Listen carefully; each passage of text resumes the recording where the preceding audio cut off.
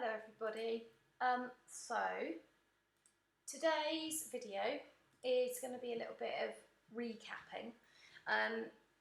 Just to remind you where we're at in the coastal module, you did some revision, revision notes for me about coastal landforms. Those that I've had, you should now have received back with some feedback. The standard was generally excellent, so well done, thank you very much. And then last week we were talking about succession, sand dunes, salt marshes, coral reefs, mangroves. Your current bit of work is doing some research into coral reefs and mangroves, but I will remind you about that in the email. So this video, the first video of this week, is just recapping landforms a little bit. First thing I'm going to do is we're going to go through and look at some photos, see if you can recognise them. After a few seconds I will give you the answer for each one, but see if you can recognise the landform. Okay, so the arrows are pointing at a pair of landforms. They generally occur together. Okay, so that's a headland, that's a bay. Okay, so there are two arrows. These are the same landform, but you can get a few of them on beaches. These are berms, B-E-R-M-S, berms. They're created by tides. Probably quite a familiar photograph by now. You are looking at a spit, and this would be an estuary, the mouth of a river. You get spits across the mouths of some rivers. That's a wave-cut platform. This is not very well known. This is probably new, even if you've done coast at GCSE. This is a geo, a narrow, steep-sided inlet. Any ideas on that one? You can see it's a beach, but it's a very particular part of a beach with much larger sediment. Storm beach. Okay, these are pretty, but kind of not very well understood. You are looking, ladies and gents, at cusps, C-U-S-P-S, cusps. Okay, quite a nice photo this, quite a famous bit of coastline actually. Right, so I'm going to do them in order. Ready? Cave, darkness, arch, daylight, stack, taller, stump, shorter. They are all different stages of the same kind of sequence really. That's the beginning, stage 2, stage 3, stage 4. Any ideas on that one? That's a wave-cut notch. Now, interestingly, you can't see the wave-cut platform here. It's been covered by deposition of other sediment, but that entire feature is a wave-cut notch. Okay. Just linking back to a previous lesson about the impact of geology on coastlines. It is partly the hardness of the rocks and how quickly they erode, but notice that these bedding planes, some of the bedding planes are more resistant to erosion than others, and it gives a really distinctive appearance. Very nice photo. I would imagine a bit of Photoshop there. That's a tombolo. And there we are. Okay, so if you generally recognise those, that's really good. It's just because what they might do in an exam question is give you a photo of a landform, and you therefore have to be ready, obviously, to know what they are. Now, the next thing, page 31 and 32 of your module booklets. So on pages 31 and 32, we have got some questions and answers to coast questions. And I'm going to email you this Word document, which has got some additional information. So we've done a reasonable amount of work on exam technique, and the thing that we sort of start beginning to do now is to look at different answers that have been marked. So you can figure out what it is that the examiners are looking for. And the red and green boxes on this Word document have got some clues. So the best thing that you could do when you had a spare half hour would be to go through pages 31 and 32 and just try and work out in each one, without cheating, have a look at whether you think A or B is the better answer, And potentially, if you're feeling really confident, try and give it a mark. Does it get 2 out of 2, 1 out of 2, 1 out of 3, whatever. But if you can't give it a mark, just decide whether A or B is the better quality answer. Once you've had a go, then you can open this Word document, which I'm going to share with you, and you can figure out how you got on. All right.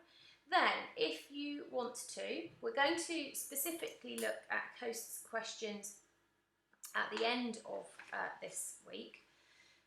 No, at the end of this module, I'm telling you fibs, sorry. But if you wanted to, if you turn right to the back of your module booklet, there's a whole load of past paper questions, some of which you are now in a position to have a go at if you wish to, or just look at and think about, or maybe produce a plan. I am not setting this as an official task because you have your coral reefs and mangroves work to do. This is just if you're feeling like you're really bored and you want something else to do, here is an option for you. But we are going to look at exam questions for COAST properly at the end. But without further ado, page 63, question 3 is a 15 marker. So when we get to 15 marks, we need to think introduction, main body, conclusion. We might want to name drop an example. We might not always have a case study, but we can always name drop something. You could have a go at that one. That's a reasonably nice, easy question. I think that question 3 on page 63, I would probably chuck some diagrams into that one if I were you, but that's because I'm quite a visual learner. If you didn't want to do that, fine. Then you need to turn a few pages. Page 69, question 3, another 15 marker. I think this one's a little bit trickier, actually. It's about the relative importance of geology. Now, what I want to say about that phrase is, if I change that to a non-geographical question, examine the relative importance of revision in achieving a good exam result. What that means is, it's not just about the revision, is it? There must be other factors that are going to contribute to your exam success. It's not all about the revision. There's a lot of other stuff, which is exactly the same if it's a geographical question.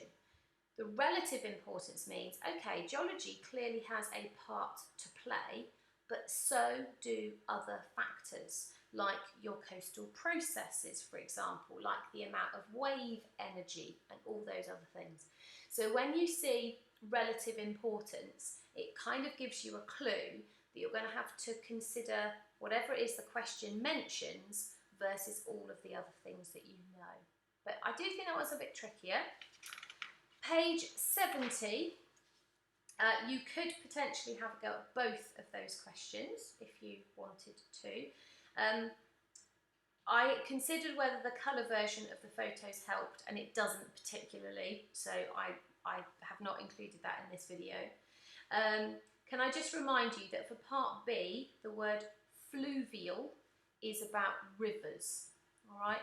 So fluvial means rivers, and estuarine environment is a posh way of saying in an estuary, which is the mouth of a river. So it's not quite such a terrifying question once you've figured out what the words mean. So they're a bit shorter, you might prefer those. Page 73, you've got a nice set of questions there, a little bit of maths if you fancy working out a percentage, not too challenging. Nice question about tombolos as well. So you could have a go at all questions on page 73. And then, page 74, you could have a go at the first question. I think you need the colour version of the picture, which is why it is in front of you on the screen, because you could obviously pause this video and have a good look at it. I just want to point out to you some things which they've already labelled, but it's always amazing the things that your brain tends to kind of overlook. This is an estuary, so here is a river coming out to the sea. And look, we've got a spit. Okay, we're in France, but the same coastal processes are still going to happen. So we've got a river, we've got a spit. offshore bar, you did those as part of your landforms, and we have some sand dunes, the Dunes du Pilat. My pronunciation is probably horrific. And then what they're saying is suggest how this part of the Aquitaine coast system operates as a system. So we've got the river, which is going to bring loads of sediment, isn't it? Look at all this sediment. We're going to have longshore drift because we absolutely know that spits are created by longshore drift. So we've got some sediment arriving, we've got some transport processes. The offshore bar is going to be created by waves. The sand, we know that we can't have sand dunes unless we've got sand. Where's that come from? Well, there's a suggestion that maybe the sand comes from the offshore bar. So it's just about trying to link all the parts of the photo together. It's only a 5 marker, so we don't need to get too carried away, but it's definitely one to at least think about, because this idea of the coast operating as a system is really, really quite important.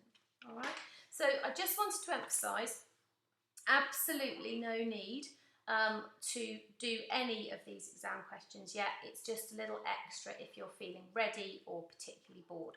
What I do think is a good idea at this point is having a look at pages 31 and 32 and just figuring out whether A or B is better, and then having a look at this. Maybe if you have the option to, printing this out for your folders might be quite a nice idea as well. Okay, one final thing in this video, and then the next time I talk to you, I'm going to be moving on, you'll be excited though, to management. Could I just ask you to turn to pages 38 and 39 of your module booklets, please? There's some information on those pages that I always do once I've taught all the landforms, and they're introducing a type of graph called a kite diagram. Now, kite diagrams have a specific purpose. They are graphs to show changes in vegetation, which means they're ideal for showing succession. That means there is a chance that you could potentially get some kite diagrams given to you in a question about sand dunes or salt marshes. What you've got on page 38 is an example of one, and then on page 39 there is an exercise. We will do that when I see you face to face. I'm going to try and remember. If maybe one of you could equally try to remember that as well, I'd be grateful. I considered trying to explain it to you over a video and decided that there was no easy way to do that. So we're going to leave that where it is. And then, like I say, next time I talk to you, we will be looking at management. Can I just make one final reminder? I'm doing a YouTube live on Thursday of this week at 10 AM, and the purpose of that is for you to ask me questions about the coastal module. You can email them to me in advance. I can accept them on the day, but as many that I get in advance would be really good. It can be anything that's confused you, anything you're not sure about. Even if it's just, what does this word mean, Nikki, or what did you mean by that sentence? So it's just a chance for you to pick my brains, really. Okay, thank you very much, everyone. See you for management soon.